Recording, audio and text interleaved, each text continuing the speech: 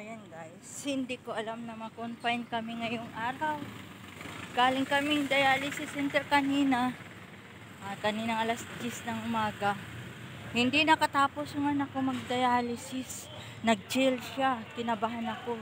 Kasi lahat ng buong katawan niya nanginginig. So, nag-decide na ako na dalhin ko siya sa ER. Doon sa National Kidney.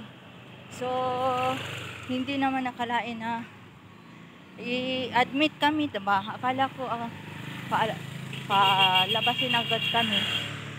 Ayun, naka-admit siya doon, kaya ako umuwi sa bahay para kumuha ng aming damit.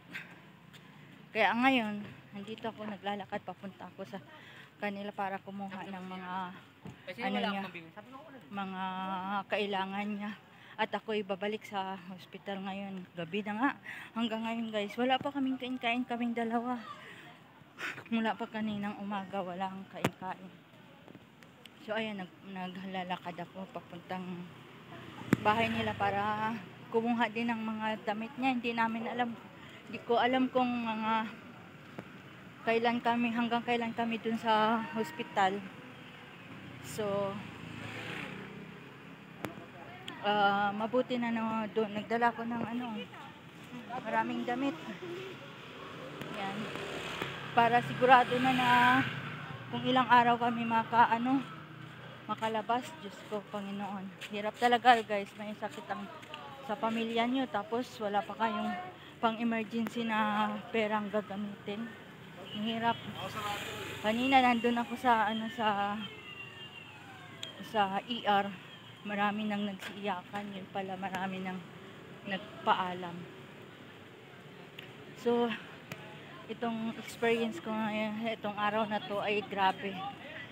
Grabe na to guys, dahil ilang oras na kaming walang kinain. Halos mag 12 hours na. 12 oras na kaming walang kinain parehas. Ay mabuti yung anak ko naka-dextrose naman. At ako talaga medyo paypay na ako ngayon sa gutom guys. So, malapit na ako sa bahay nila para kumuha ako ng additional na gamit niya na para may gagamitin siya doon. So, mamaya. So, ito guys, malapit na ako sa bahay nila. Malapit na. Pinakuha na nga lang niya yung service niya doon sa dialysis center kasi baka mawala pa doon. So, pinauwi niya dito. Ewan ko kung saan nakalagay. Basta dito lang yun sa bahay nila. Yan ang bahay nila. Ano niya? Motor niya. Ito yung, ayan yung motor niya. Ito na ako sa bahay nila. Yan, ang bahay nila. Dito na ako sa bahay nila. Naligo ka? So, ito guys ang bahay nila. Yan, anak mo. So, ito palabas lang ko ng bahay. Bahay nila. Yan.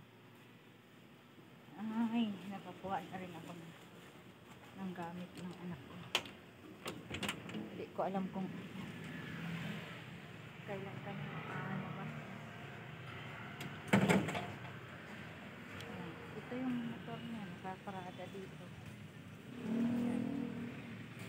Motor niya yan.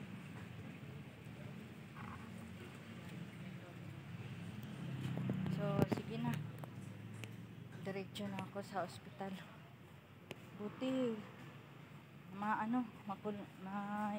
ambon.